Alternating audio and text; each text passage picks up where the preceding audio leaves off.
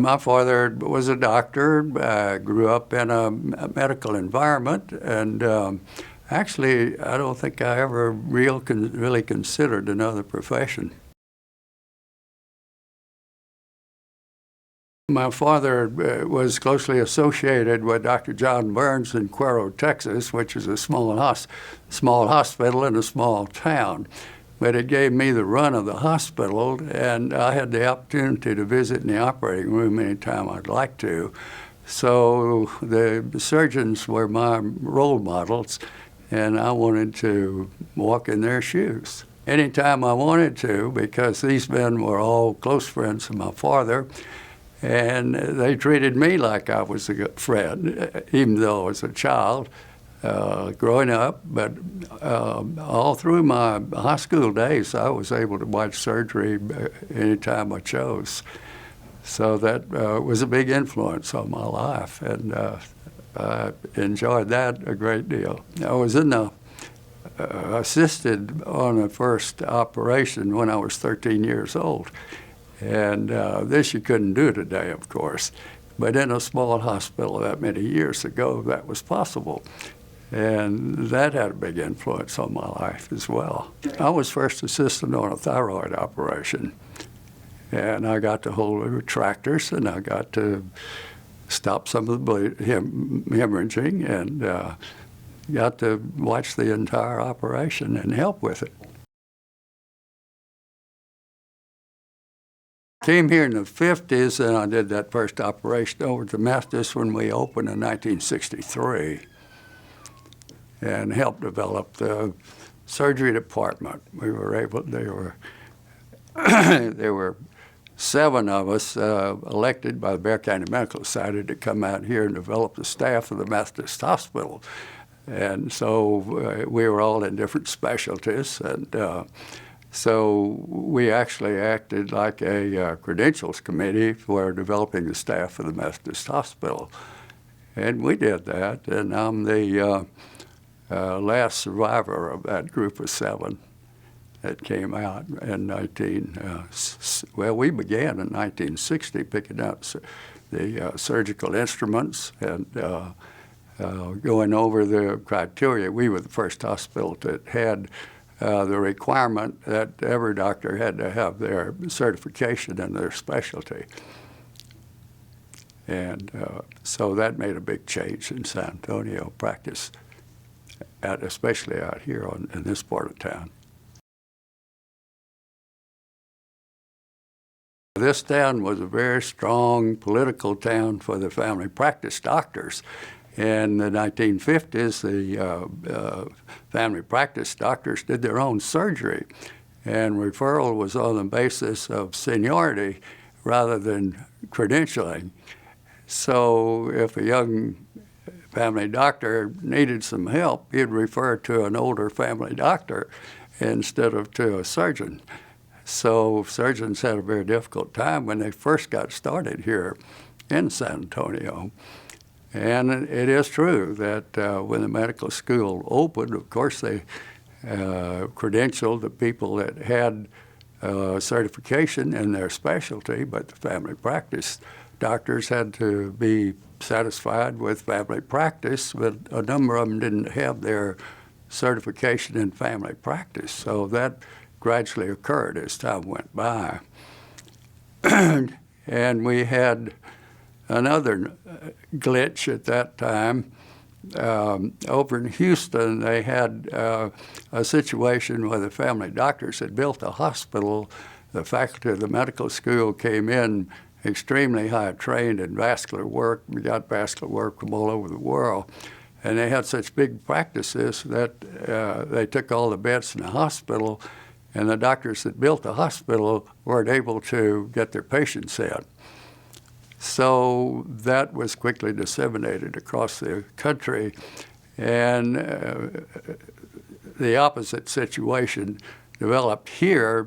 I helped write the Constitution for the Methodist Hospital, and they absolutely made me put in there that we could have the faculty of the medical school become consultants, but not admitting privileges. And my very last activity that I did within the past year was to change that constitution so that the faculty of the medical school could admit the patients to the Methodist hospital. That's a help for the patient, for the faculty, and also for the residents, because they have the opportunity to train on both charity patients and private patients as well. So they asked me to come in and sit with the executive committee of the Methodist Hospital to help get that changed, because even this far out, they were still a little reluctant, wondering if the school would come in and take all of the beds and they wouldn't be able to get a patient in. So it's all pretty well smoothed over. We really, at this point, don't have any town and gown problems as far as I'm concerned. I was active with the training program at the Robert B. Greene Hospital for 3 or 4 years before the medical school opened. So when the medical school opened, well, I became a clinical professor of surgery. I was chief of surgery over at the Methodist, and I was chief of staff here at the new university hospital. And I'd had some opportunities to be active in the political arena, bringing the medical school to San Antonio and placing it out here in the medical center instead of down at the Robert B. Greene area. So I just, after receiving the clinical professor of surgery position through Dr. Oust, while I was active with the early surgical department here at the school. At the time, I was officing in the Nix building downtown, and there was a downtowners group that was very much interested in putting it over in the area of the Robert B. Greene Hospital because of the commercial and business aspects that it would provide to that part of town, and they could participate probably easier. But we'd known from the experiences that the hospital and medical school in Houston had had by being so cramped in their locations that we wanted to have as much room as we could get to expand and to build. And so we were finally able to get that location approved, and we were very happy to get it placed out here where we had a lot of room. And the San Antonio Medical Foundation was formed back in the 1940s and had worked all those years to get a medical school to San Antonio. And they were very eager to have it placed out here in this location where it could expand naturally with the future development they knew it would bring. They called this Methodist hospital the Bernie General Hospital because it was 8 miles from the Nix building. So the downtowners had a lot of fun with that in the early days. Well, I've enjoyed being the first chief of surgery over at the Methodist and having a chance to develop that. They came in we began that in 1960, and that hospital opened. I did that first operation in 1963. The Methodist, of course, was the first unit. It was a pioneer unit out here in the medical center. And then the medical school came along, and I was able to work some with the political environment and bringing the school to San Antonio, and to working with the new university hospital.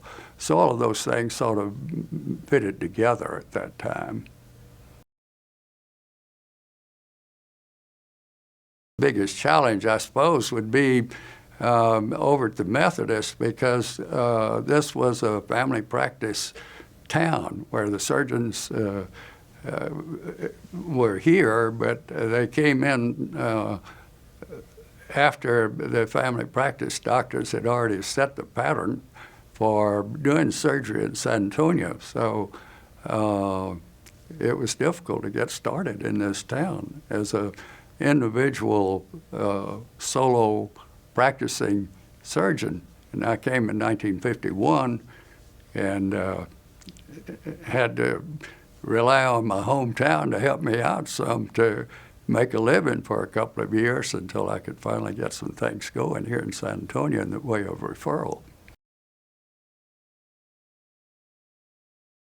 I had a relative here that was in practice, had been here many years, and he was a close relative, an uncle, my father's, and so we came here, and it's about 80 miles, and we always came here to shop, and we were familiar with this town, and my uncle wanted me to come here, so he offered me some opportunities with his practice, and he did help me a great deal when I first started. Dr. John Pridgen was his name.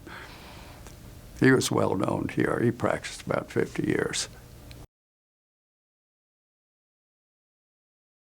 We've had a number of doctors in our family over the last 2 or 3 generations, and I wanted to keep our name in perpetuity, I guess, because of that, in order to honor them. I had some encouragement along the way. It was a Lifetime Achievement Award in a way, because I'm still fortunate to have a little job over at the VA at 91. And so they thought, because of all those long years of practice, that they'd give me a Lifetime Achievement Award, and I chose that to be the award. Like everybody, I've got a lot of help from different directions, but I'd have to say my mother and father were the chief ones that helped me all the way through, as far as inspiration and encouragement and the like. So I'd have to give them the primary reward for that. In San Antonio, it's become more specialized, thank goodness, with the advent of the medical school. So we've upgraded the level of the practice of medicine in this whole area, not only San Antonio, but the surrounding area as well.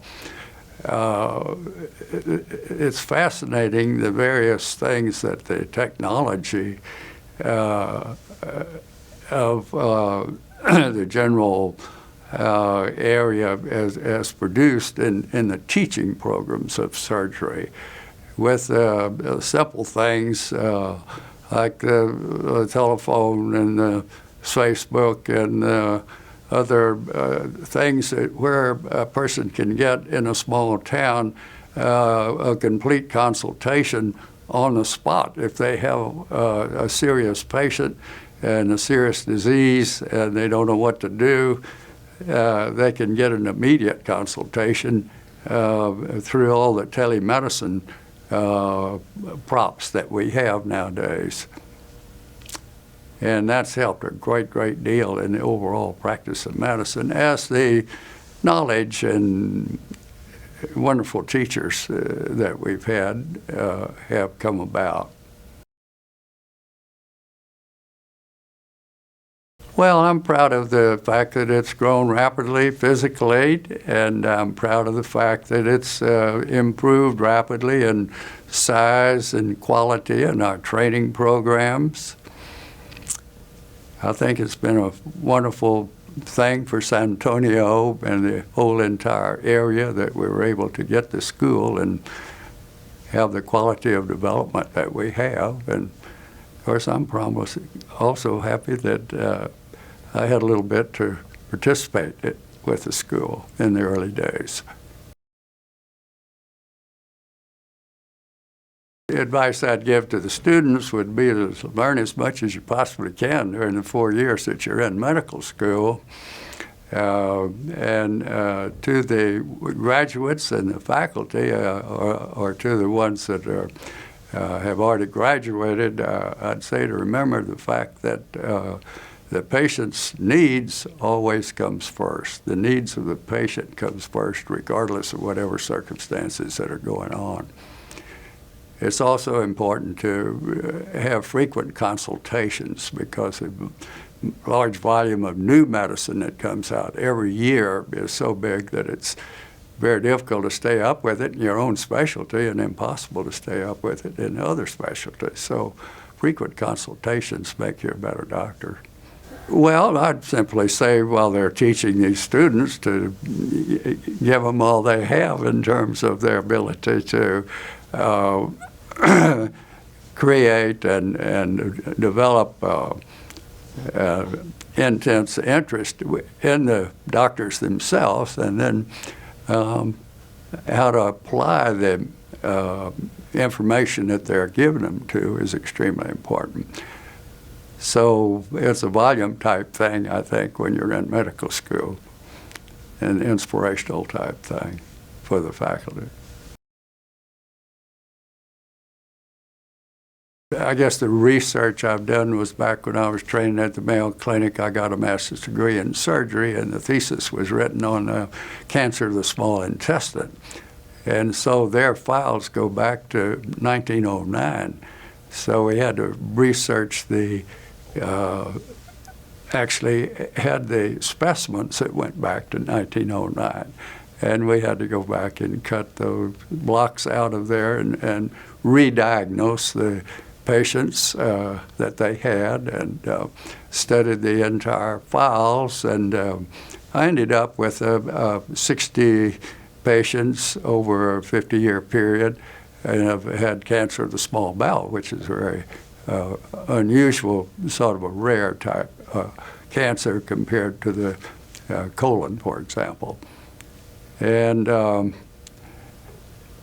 well, clinical research, I did some with the interperitoneal neomycin, which came out largely through the work of Dr. Poth down in Galveston. It was popularized that way. But we found out that it was a medication that you couldn't put in large quantities in the intestinal tract through a catheter as you close the abdomen. So it caused respiratory arrest if we did this. And so we had a couple of patients that had to be placed in an iron lung for respiration purposes. And this is something that occurred, and I guess the research part of it is mostly retrospective, because we wouldn't have done it if we'd known that. But we had some of the original articles on that subject, and that was local clinical research, I suppose you could call that, you know. As far as the VA, I work in one of the real good outpatient clinics. I'm not in the hospital. And interestingly enough, when things are tough, more doctors come into the VA. So we have enough doctors over there now in our clinic, but we're pressed all the time to do a larger volume of patients to see them more rapidly and to see more faster, as you pointed out. And that's the continual pressure from above, so to speak. And we do, I think, a good job in handling the number of people we have. We certainly do the best job we can with the amount of money we have. They're on a strict budget, and they need some things that you would like to have in private practice, for example, that they're not able to afford. But in general, they do a very good job. It is a very satisfying type job over there, because we're able to help many, many people who do have service-connected problems. Those are the ones that we are able to help in a very major way. And the quality of treatment has definitely improved in the outpatient clinics as well as in the hospitals in the VA in recent years. And it's satisfying to be able to do some things for those individuals who have been injured in the war. Now we're seeing a lot of people, of course, that are coming across with amputations of the arms and legs. We're not seeing as many abdominal injuries in this war because of the heavy armored protection that we've been using for the abdomen, which has been a real improvement in this particular war. There's a large number of people that have PTSD, which is a problem with the nervous system from the contacts with the war that have been over 3 and 4 and 5 times, which is really stretching the end point on how much the human mind can adjust to. And they're taking care of those people better now. And San Antonio has a new outpatient VA facility here that's going to be primarily for the care of that type of individual, which will be a big help. For the graduates, I'd like to see them be the very best doctors they can be. And I'd also like for them to be well-rounded individuals. I'd like them to take time to schedule some time with their family and to schedule some time with community activities, be a part of the community and participate in the community. It's difficult to balance all those balls at one time, I know that, but it pays off in the long run in the private practice of medicine if you can be a part of the community. And I think it's important to be a well-rounded individual in addition to being the best doctor you can be. I'd like to be remembered, I guess, of these last 2 points I just made. I'd like to be remembered as someone who played a part in the development, or the early development of the medical school and the Methodist hospital. And I'd like for the students to, in addition to being great doctors, to take part in the community and participate in wherever they are, to be individuals in the community and not an isolated doctor in an office someplace. In private practice, it's much better to be known as a well-rounded citizen as well as a well-rounded doctor.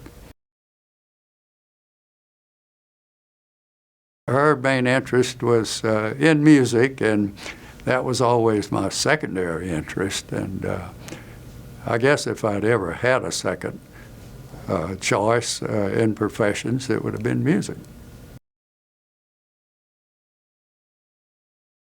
I train at the Mayo Clinic, and they have a real active Rochester Music Society and active fellas chorus. And we used to, at Christmas time, we used to sing at Dr. Mayo's home and then have a little party after that, you know. And so music played a big part in our training program as well. Well, I guess it'd be to emphasize the interest that my wife and I had in music all of our lifetime. And I played first-year clarinet A&M band and sang in the light opera and sang at University of Texas and the chorus at the Mayo Clinic and so on down the line. And she trained at the music school there at the University of Texas and then at Juilliard's in New York. And we've enjoyed it, music all of our lives.